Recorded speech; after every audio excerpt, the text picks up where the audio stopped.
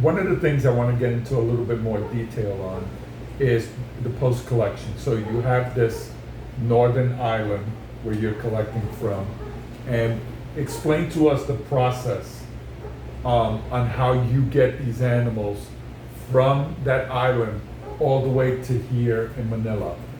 You have to love reefing. Okay. Out of Calayan Island, we collect the fish and then we condition the fish at the substation. Then we have to get permits to travel with the fish. Oh, Through the- so you have to go through a bureaucratic department. Oh my God, yeah. So we have to get a land transport permit from the LGU, the local government. Then once we get the land transport permit, we then pack up the fish, put it on the ferry, 6 hours. 6 hours in this And the Philippine heat. Philippine heat or up north, it's not more, it could be heat, not too bad heat, but more, you know, the matters of the season. Okay, but all our fish are packed up and we have the right medication that we pack them in, styrofoam boxes. We use the thickest density styrofoam. We have a freezer that we can make little ice packs, okay?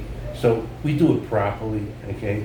So when we put the fish on, it's like if they're almost like being exported for overseas when we travel with them. So now you get 6 hours. So after you get the land transport permit, we pack up the fish, okay? We put them on the ferry, 6 hours. When we come across, then we gotta go to BFAR, the Bureau of Fisheries and Aquatic Resources, and get a permit from the fisheries on what species we have, that then they stamp, but we have to show them the land transport permit. We get that permit, okay, and then we put the fish in a van, air-conditioned van, and they come down, matters the traffic and the weather, anywhere from 12 is the best, 12 hours to 17 hours. From the northern part of Santa the Ana. Philippines. So we go from Calayan to Calayan Island, Right. 6 hours by ferry. You gotta get the documents to transport, land transport documents. Come over to the main island, okay? We arrive there, then we gotta get the permit from the fisheries also. And how long is that process? Basically, when we get over there, about maybe, say an hour, 2 hours. Wow, Okay? okay. Not bad. Fish are in the van, air-conditioned van. Then from there, they travel all the way down to Manila, okay? Again, 12 to 17 hours. So now, do the worst calculation. Okay, 6 hours, 2 hours, 8, another 17. So you got, 25 hours. Of traveling, Yes. of ammonia growing in that bag. We stabilize that. Okay. All right, so you find solutions. Yeah, we're way advanced, son. Okay. So we have that traveling, and then we get them down here. After they get down to Manila, okay, then we bring them into our screening area. So the screening area, we'll first we'll float the fish. So because all our whole facilities, everything's chillers. Right. We have chillers. We have medical grade UV. So what temperature do you keep your facility at, the water temperature? 76 Fahrenheit, Okay. the highest, during warmer weather, probably go up to like 78, okay, but it's about 76. Right, so the chillers keep the water temperature and throughout all your systems the same? Same temperature as the ocean, Right. okay, you want no changes for these fish. Now, the other question is, so you regulate your temperature, you make sure that it's stable for them, so you float them in order for them to get the same, because during the traveling, it changes a little bit. Yes, so the minute they come in, we have a gun, okay, so we see the temperature Right, of what the bags are, okay? We look at the bags, anything's deflated or when fish poop more, we change half the water, okay? And then we'll reox it, and then we'll float everything for probably like 6 hours, okay?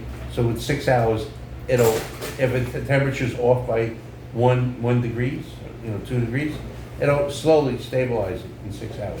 Okay. So once the fish, we just float them in the screening area for 6 hours, then we'll release the fish into the screening area.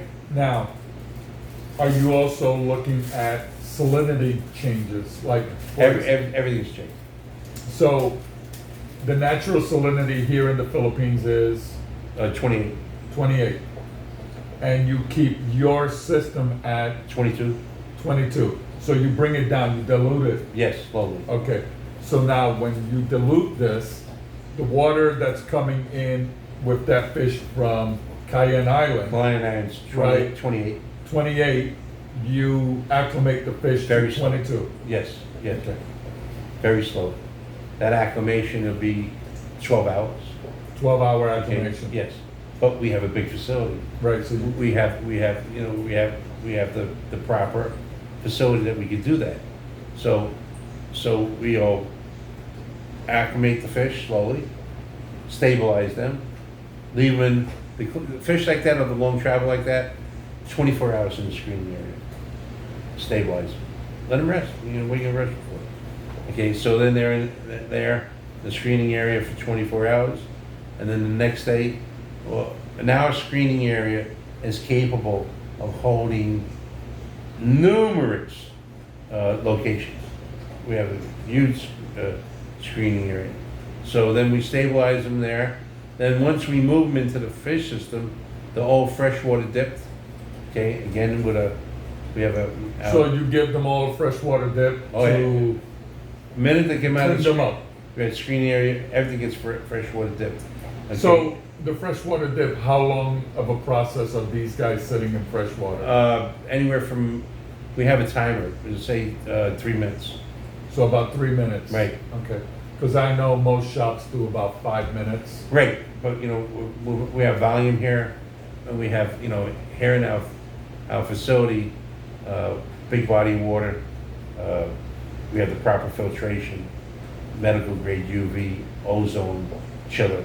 So the system is spot on. Okay. If there's something wrong, we will see it. And then, you remember when we're dipping the fish, it ain't like we're just moving sardines, okay? They look at the fish. If I'm saying, if they come in with, they can, out of the ocean, they have flukes, then we'll put that, the screener will put down in the area, they'll be longer, a freshwater dip, but our screening areas are ready, is set up for anything that will they come in with, if they come with it, okay? And they can. The warmer waters, you'll see more flukes. Warmer. Really? Yes. Okay. So the warmer the water, the more flukes possibility. And what about parasites like ick? You don't see it, if they're really held improper in the field, you'll see the tanks break down more egg. Okay? Mhm. If they're held improper in the field, Right. that's why we invest into from the Teaching start, them. right, from the Right. start to finish. Right. You So- educate them so that way these are preventive measures towards bringing a fish to you. Well, we bring all our fish to us. No, I understand, but what I'm saying is at the station, The station in they're taught how, if the fish has ick, what to do, how to treat that fish Yeah, in order to get it to you It- in a better condition. Right, but again, they won't break down from our substations, okay? They won't, because we properly handle the minute they hit our station. Right. So the first day, if they, for instance, say they sit up in our substation for 2 to 4 days, 5 days, the first 3 days, the water's changed 4 times a day. Okay? Our water that comes out of the ocean is filtered. Right. So it's not, we're just like taking water and so that water's already filtered. So, and then again, we change the water the first 3 days 4 times. Very important. So even when the divers are on the boat, some of these divers stay out in the ocean, maybe, could be 2 days to 5 days. They're instructed. They know, and the divers, they handle their fish pretty much very well. They change the water 4 times a day, but they're in the middle of the ocean. Right. That water's pristine, Yeah, okay? it's perfect. It's not, the problems is when they're in a coastal community and they just grabbing that water from not deep off the ocean and they're using that water to change it. So now you'll see where your breakdown, your problems are. You really have to educate yourself. Where are you getting your fish from? You have to talk more to the retail shop. You know what I mean? Nothing wrong. And there's a lot of excellent countries you can buy fish from. So it's more educating yourself and asking more questions to the store owner, that not to annoy him. And you go to a store that you feel can educate you also. You know what I mean? So it's got to be two-way traffic, because you're spending money there. Okay, they should make you feel good that you're spending money there. Yeah, but not many stores are willing to provide the education because, it's the next customer in line. I know that in my shop I can spend numerous hours with just one person, and that prevents the other person from getting some absorption as well, from my knowledge, right? But if I feel that this individual requires this kind of information because they're brand new or they're lost or they were mistreated somewhere else, then it's our responsibility to educate them. I would do something simple like, so your time's very valuable time, okay? I would, for me, at that end of the line, I would have it's horrible to say, they make books for idiots, right? No, No, it's horrible to say that. no, okay? no, I get that, but here's, Just a simple step away of what you have to, no, you don't understand. I think you haven't been in the retail sector for so long. I don't want to be the Right, and I'll tell you this much. Nobody wants to read anymore. Nobody wants to read. Everybody wants to be educated on YouTube. And if they're not educated fast enough on that YouTube video, they move on to the next video. Okay, so it's very Because- simple. On YouTube, you don't have to talk. Just put one page up there. But they One don't list. want to know. Or they don't want to read. They don't want to read. Oh, okay. So then, It's the new. then talk to them. Yeah. Step 1, step 2, step 3, step 4, step 5. Okay.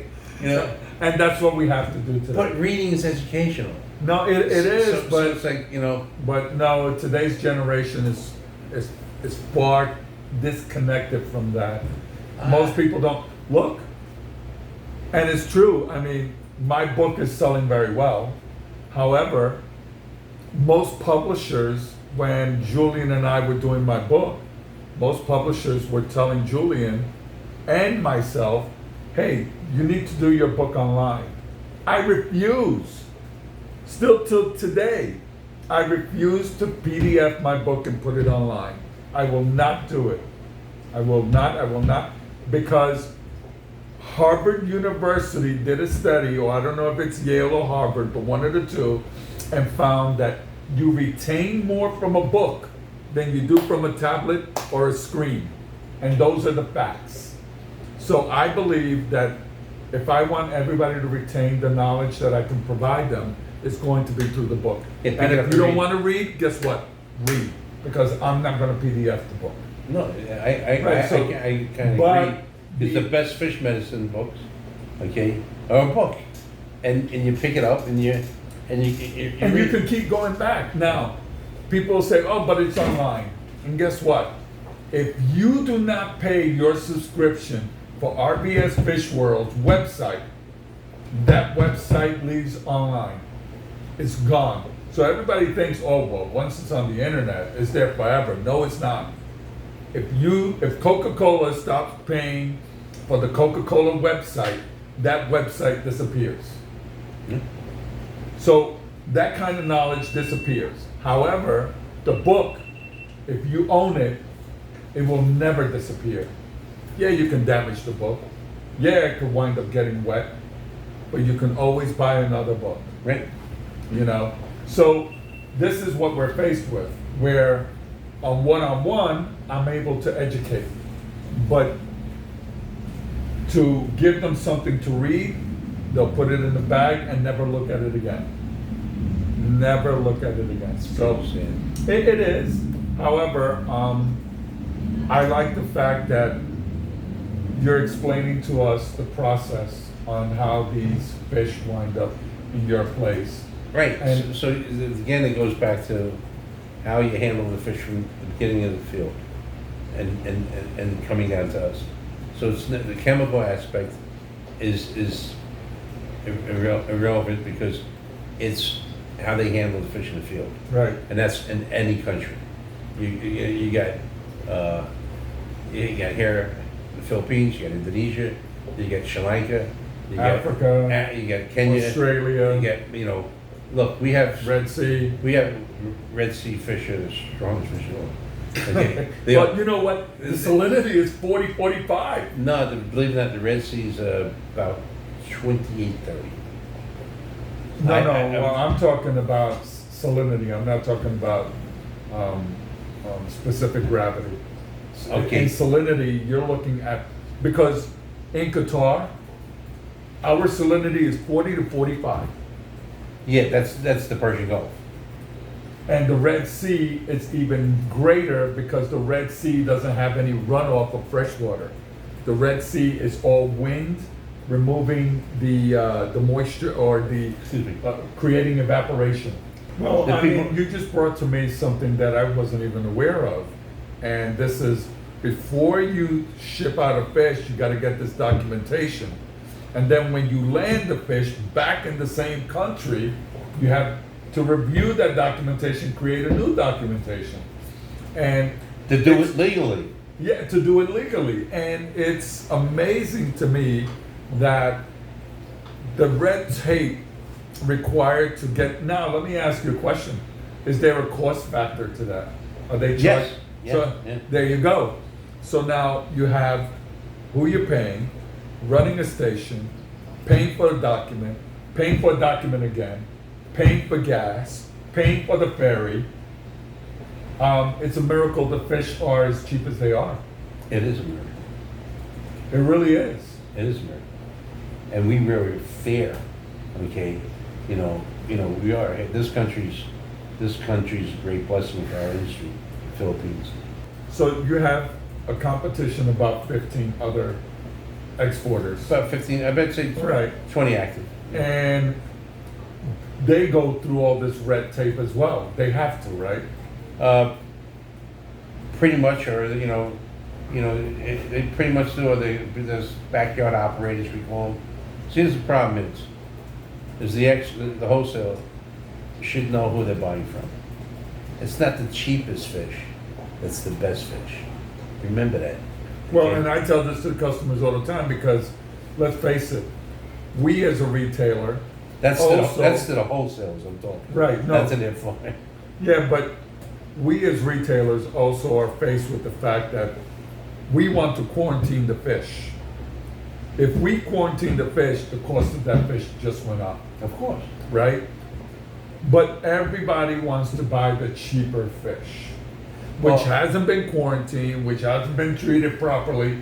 And I tell the customers, you're gonna pay more in the long run, because if this is the fish you really want and you don't wanna pay the quarantine prices, you're gonna buy it cheap. When it dies and you come back to buy this one, how much have you paid for that fish? But really, you gotta say, who's quarantined? Okay, that's what you have to educate yourself on where you're buying from.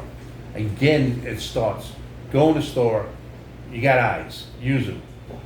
Look at the filtration. You don't have to ask the man a million questions. If you're a true hobbyist, you know in your heart the guy's got the right, proper filtration. If he ain't, and they're gonna buy fish from him, and if something happens, shame on you. I want to get back to, now you have the fish here. You did the protocol of taking the fish and conditioning them. How do you now once they're in your system, I call you up and I go, Barnett, I want 20 yellow purple tangs, or yellow purple.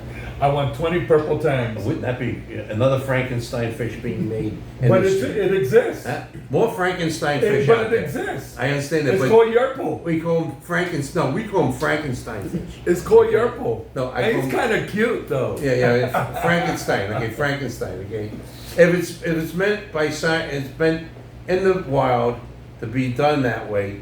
All for it. But when you start messing with science and you start making Frankenstein stuff, mixing what's not supposed to be mixed with, okay, All right. don't get me going there. Okay. Okay. So we're gonna get you off of that. Now, I call you up and I tell you, I want some yellow tangs. I want my Ginacanthus semifasciatus. I want Solaris fasciatus. I want this. I want that. What do you do to, now that you have them in your system, right?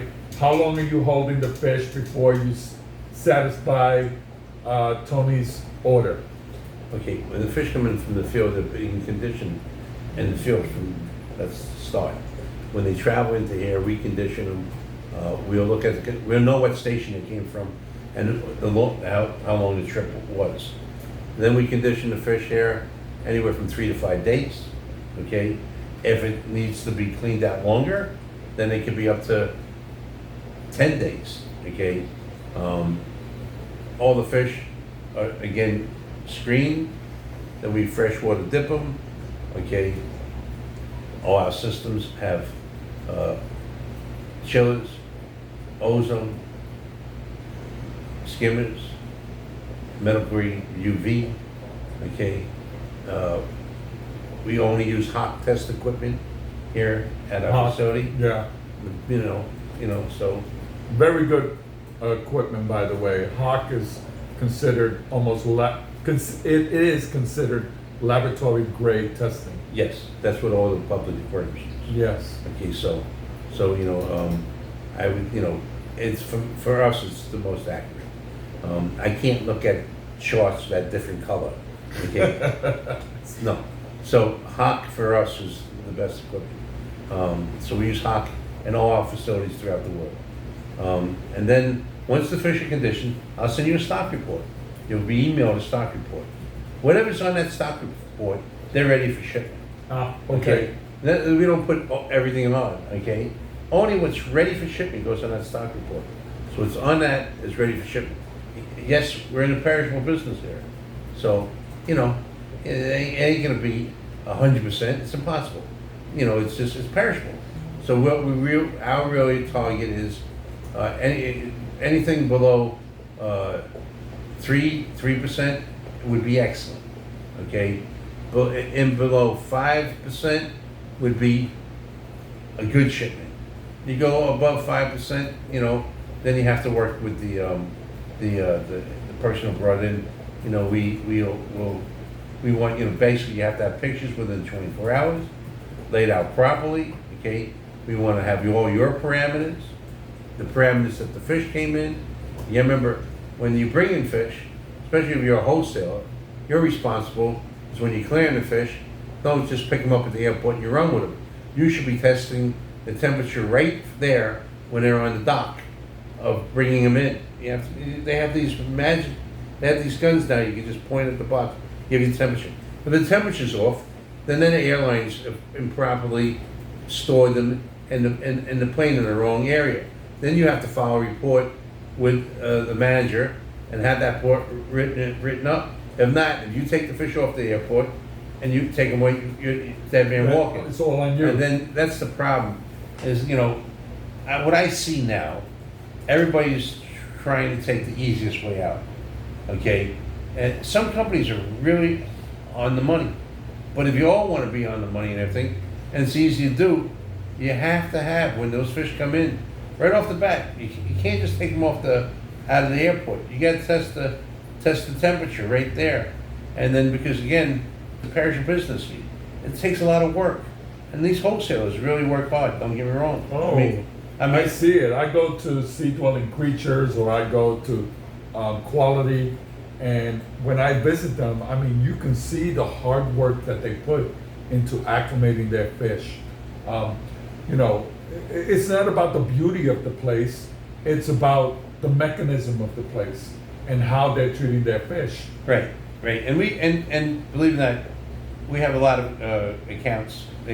We set up like what's up chat, and we do like a team chat with our company and with their lead people and their facility. So, for instance, you know, on that chat would be myself, Ricky, my brother-in-law, my son Sammy, Thomas, a group, our whole team's on that chat.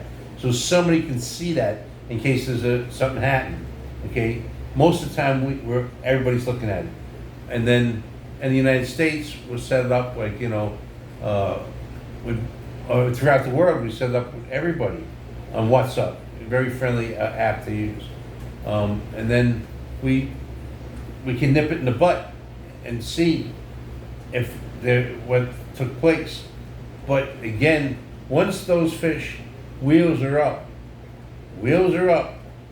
that wholesale owns those fish. Okay, he's responsible once those fish land to make sure that due to temperature. And what I see, a lot of them say, "Oh, the fish came in cold." Well, what temperature was it? Okay, oh, they were cold. Come on, you know. So you know, you gotta take the step. Go to Home Depot, Lowe's, or wherever your hardware store in your country is, and buy a temperature gun. The minute those fish come in, hit it with the gun. You get the cargo manager. You can show them. You go, hey, and the fish are supposed to be held in a temperature-controlled compartment on the plane. On all boxes, it says what temperature to hold it. On the airway bill, everything is in black and white. So you know it's a lot of steps, but that's the proper way. So you know, so that's another way how you nip things in the butt. If you have any questions, you know, Leave your comments below, right. and Barnett will happily answer everything for you. I was going back with Tony happily answer everything for you. Okay, yes. No, listen. If you want more detailed information, I will happily take all your questions. And like he said, right, and he's repeated this several times, if he doesn't know the answer, he's going to find someone that knows the answer. But since your questions will be based on the fishing and anything that I may have overlooked, trust me, I will get it to him, and then we will give you your answer. But so Barnett, you ship to how many countries now from here? Worldwide. Worldwide. Right. So every country that takes Worldwide. worldwide. 24/7. This operation is 24 hours, 7 days a week. And what is your best way to promote your company? Do you use Facebook? Do you use Instagram? Or is it better the word of mouth? Which one do you find more advantageous for your company? We post everywhere possible. You know, we have a website, okay, that's always excellent website. Always updates everything we do. We're on Facebook. We're on Instagram. We deal direct with the wholesalers, Tony. So no, I understand that, but there are countries that don't have wholesalers. There'll be pet stores. Exactly. Right. And then but in your opinion, which one is the best media for your company's health and growth? Is it the social medias or is it the word of mouth? Which one do you find more advantageous for your business? We've been in this business for going on 39 years. Word of mouth, Instagram, Facebook, you know, it's all good, you know. Facebook, we put up pictures on, and we get articles written, you know, that's very nice, because then we put them on the wall, we frame them. When we find new species of fish, you know, Tom is very detailed on that now. We're very blessed there. And his name is Thomas Wood. Okay. So we're very blessed there. By the way, if you meet him on Facebook, get ready, because he will tell you straight out, with no filtering, what you did right and what you did wrong. And he has no problem with telling you the truth straight out. He has no filter whatsoever.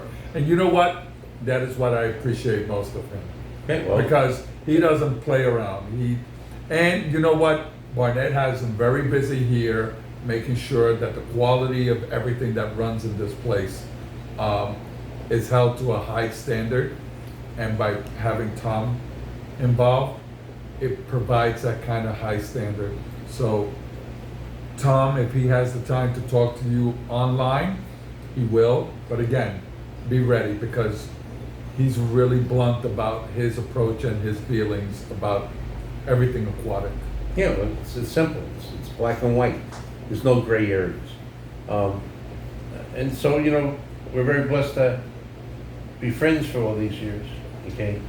Because you've been always a great friend, and that's the most important. Business don't mean nothing. Friendship is everything. So our friendship is locked and loaded, okay?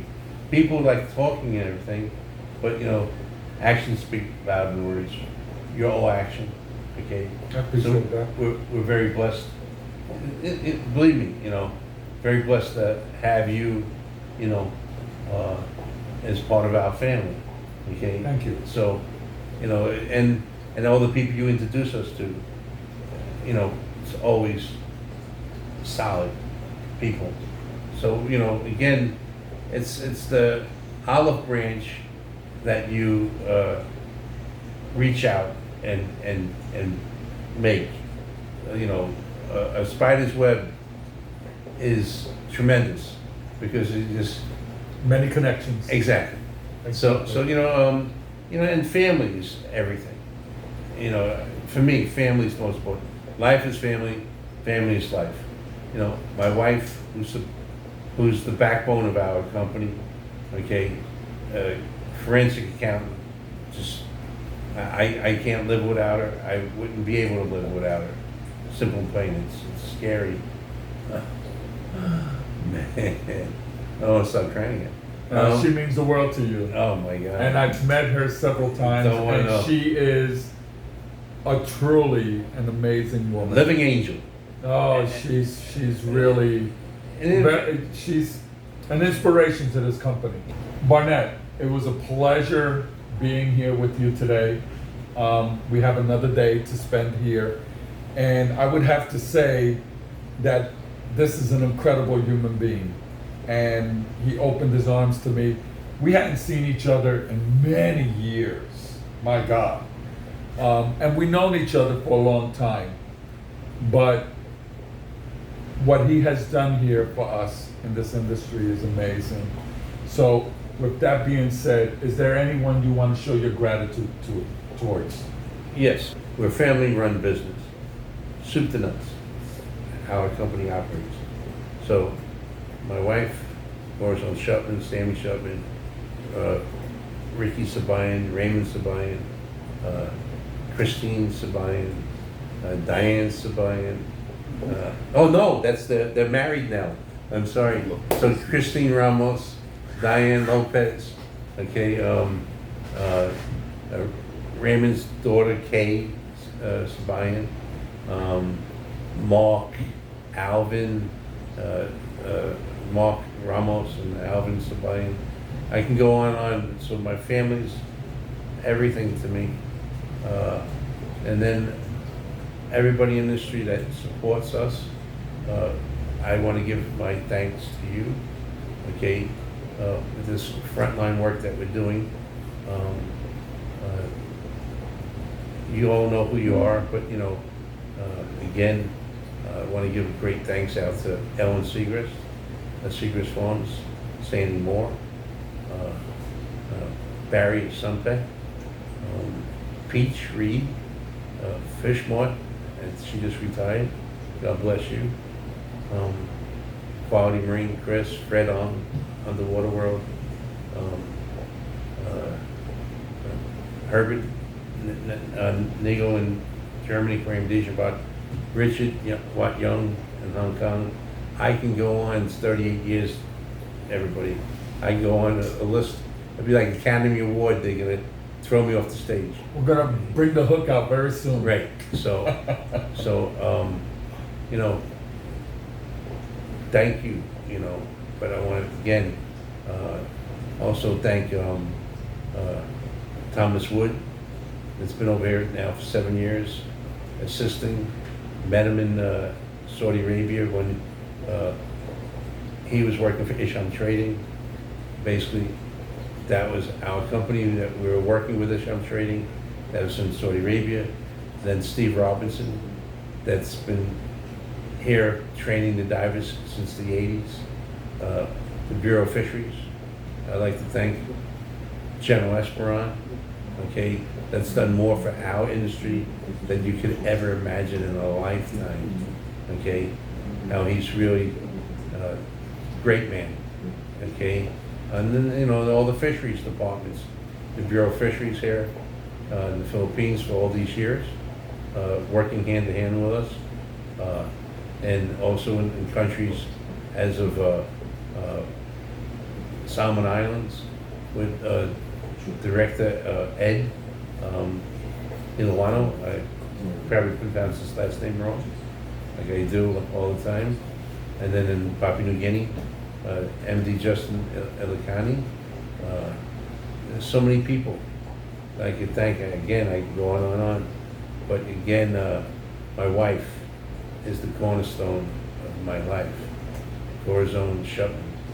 Wasn't for her, nothing could have ever been possible. So I have to thank her all the years that I brought her everywhere in the world, and she's always been there for me 24/7. I'm quite blessed. And also this young man over here, okay, Tony Two Fingers Vargas, okay, and don't let me have to have him come visit you. You understand? Okay. Tony's been great. No, Tony is like 35 years. So you see how this industry's made friends worldwide. But again, if it wasn't for my family, none of this could be none of this could be possible. So again, it's my wife, my son, my whole family, and General Esperon. Thank you. Awesome. Well, I hoped everyone had learned a few things. We do Vargas Reef Chronicles for the knowledge and for exploration. We want to teach people the more intricate parts of the industry. Yes, everyone can debate about ammonia, anyone can debate about nitrates and phosphates, but let's be honest, to get a little more depth into our industry, it's important to speak to people like Barnett because they bring in really true answers to most of our questions. And learning a lot more about how the industry functions is vitally important to our industry because without knowledge, we can't fight forward.